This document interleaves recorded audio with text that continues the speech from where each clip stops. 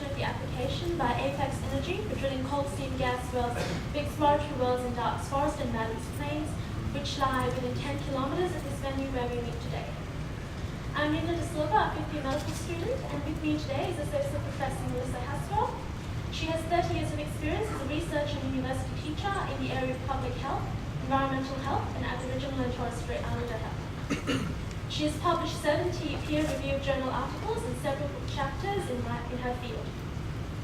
Marianne and I are both members of the prestigious Doctors for Environment Australia, a voluntary organisation of medical doctors in all states and territories and part of a global network in 35 countries. We work to address the diseases, local, national and global, caused by damage to the Earth's environment. The medical profession has a proud record of service to the community that not only includes personal clinical care, but also involvement in global issues that threaten the future of humanity. We aim to use our scientific and medical skills to educate governments and industries and promote the endeavours of highlighting medical importance to our natural environment. Melissa is also representing the Public Health Association of Australia, which is a forum for the promotion of the health of the public. The association provides opportunities for the exchange of ideas, knowledge and information on public health and actively undertakes advocacy for public health policy development, research and training. There are currently about 1,900 members who include many of Australia's public health leaders in research, teaching and service, all aimed at ensuring the best protection of Australia's health and well-being. Melissa and I have decided to combine our talks today as the two organisations we represent share the same concerns.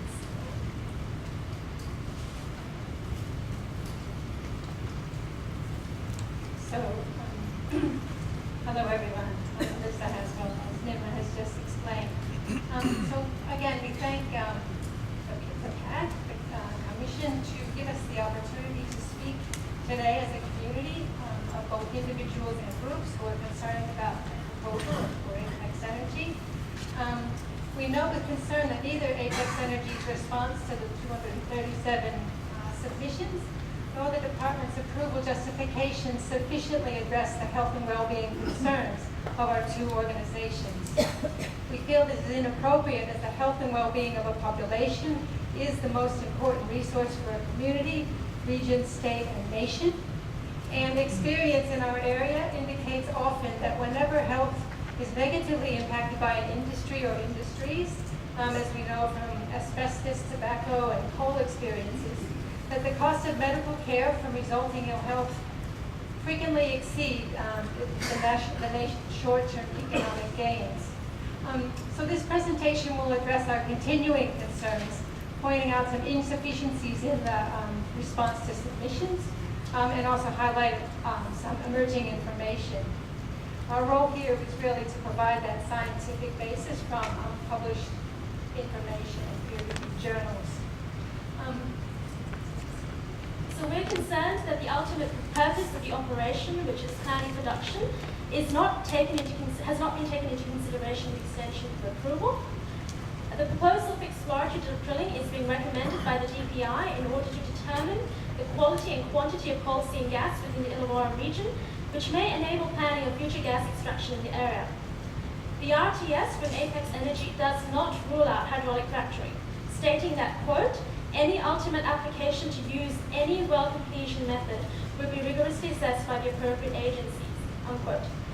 Furthermore, the DPI appears to agree with this assertion and does not consider cumulative environmental, health and social impact of activities it is assessing and approving. A stance criticized in a number of peer-reviewed articles as it does not allow for adequate protection of our communities at a time of rapid expansion. The DEA and the PHAA agree that it is in the public's interest the cumulative impacts of existing and intended activities to be fully assessed prior to commencement of any drilling activities. Because, one, if there is no plan for future development, this exercise is a waste of time and energy at a time when transition to truly clean energy is a matter of extreme urgency. And two, if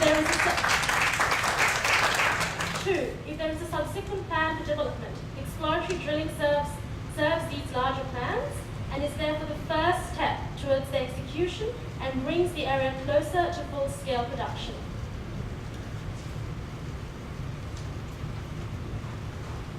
We are concern that Apex Energy believes, as we saw through the response to the submissions, quite frequently the word believes, are being accepted or could be accepted as evidence that there are unlikely to be adverse public health effects as a result of the drilling activities. And we caution that the beliefs of an industry should not be used as a proper assessment of risks that their activities are likely to have or may have on the health and well-being of the people.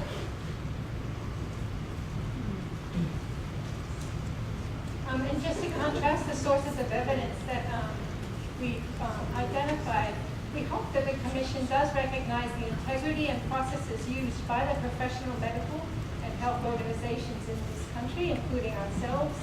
And with contrary to APEC's assertion in the RTS, the DEA does not use popular videos as evidence.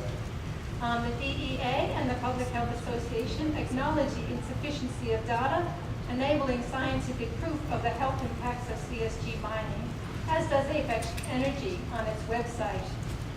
But the DEA and the PHAA, Public Health Association, do not, as Apex Energy appear to do, take the limitations of data to imply that CSG mining is safe. By the way, the two of the three scientific articles that are identified in the RFTS, like the quotes around scientific, are neither peer-reviewed nor evidence-based, nor supported by references referring to shale gas and posted on energy websites.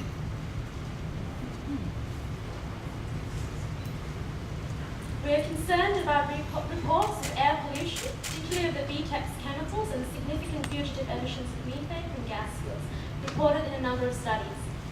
We see projects commencing without baseline assessments or follow-up measurements, methane and other volatile organic compound levels in and around the gas wells. There is little understanding of methane migration through the ground, that's seepage, which cannot be turned off. We have not been able to access any studies in the Illawarra region of the likely levels of fugitive methane emissions. Without any data regarding likely levels of fugitive methane emissions, we don't see how the risk of intensified bushfires ultimately occurring in a future gas field in this high-risk area can be evaluated. Yeah, you'll notice many of them are 2012, and a number of them actually came out in between our first submission and now. So this field is rapidly expanding in terms of scientific evidence. Our fourth concern is about the continuing lack of acknowledgement of possible risk to the special protected area of Sydney's water catchment. You can see that in the response to submissions. And we just call attention to a few items. One is the Australian Senate inquiry that reported that there is a risk that fracking, in addition to opening up the coal seam, might also affect geological structures surrounding the coal seam, thus allowing the movement of gas and or water from the seam into adjacent aquifers and conversely allowing groundwater to flow from the aquifer into the depressurized coal seams. Secondly, there's a risk that the residue of chemicals used in fracking may contaminate groundwater and aquifers used for human or stock consumption or irrigation. And in addition to the potential for fracking to cause damage to the geological structures, public concern is focused on the toxicity of chemical additives in the fracking fluid, and importantly in this proposal, the potential of the fracking process to mobilize natural occurring VTEX chemicals. Also in this, the water from the coal seam that's released. And it has been acknowledged that in one case of Australia, fracking resulted in damage to the lagoon coal measures, causing leakage between that and the spring water aquifer. While this was made good in time by sealing the damaged areas, the submissions to the committee raised a number of concerns. And quite related to this proposal here, we call attention to the conclusions of an independent multidisciplinary German study, such as the kind of study that many of us are calling for here before action begins, even for exploration as a first step towards production, which could potentially include fracking. This team concluded in detail many identified issues and risks potentially resulting from coal seam gas mining, and concluded that hydrofracking entails the following risk dimension that does not arise in connection with conventional gas production in Germany. And later on, that hydrofracking can entail considerable environmental risk, particularly when it comes to water resource conservation, which we strongly feel absolutely must take precedent over energy production. To this end, we strongly recommend that hydrofracking as well as be banned in the following types of areas, and one being areas characterized by critical underground stress, another areas that exhibit both pressurized artesian confined deep water that have been severely affected by coal mining or the like, and zone 1 and 2 drinking water protection areas, as well as thermal springs. So overall, we conclude that the panel of experts here urging German government to ban hydraulic fracturing in areas hydrogeologically resembling the Darks Forest and Mountains Plains areas that we're talking about today. And we're also, this is a list here of the different, there was a reference in the response to submissions about the lack of studies that has shown contamination of drinking water and components of that. This is just some of the articles that we're seeing now in the literature. Again, you can see these are 2012, many of them. So it is a rising evidence base. And we're also concerned, we won't belabor this, but as we've heard before about the symptom clusters reported in Tara, Queensland, and there really hasn't been a full investigation of the causes of these symptoms. Because it's a third world We state. realize this data is incomplete, but we feel that it's very imperative that action comes to fruition before further action is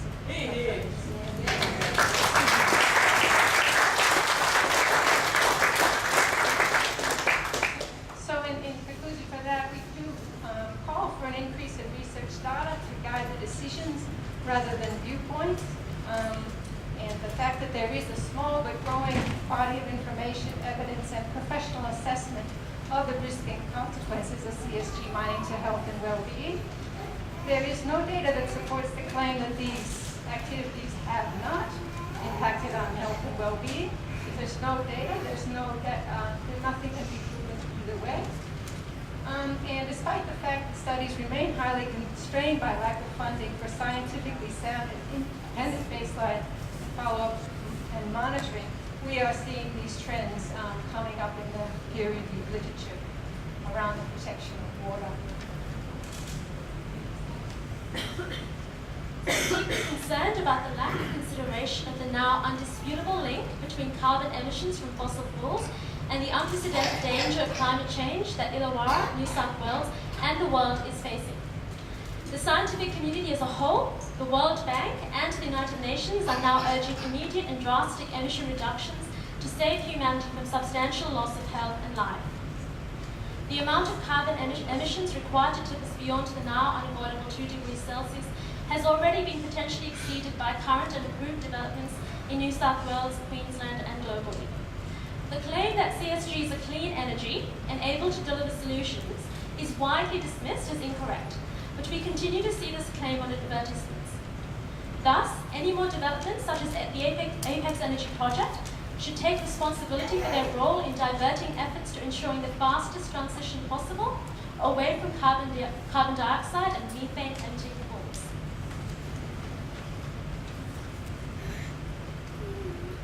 We are also concerned with the lack of consideration of the social and psychological impact of this proposal on the community and any subsequent measures that are undertaken, as we've heard already from many of the organizations.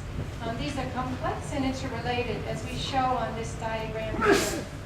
I'm sorry, we're actually taught to have very simple PowerPoint slides.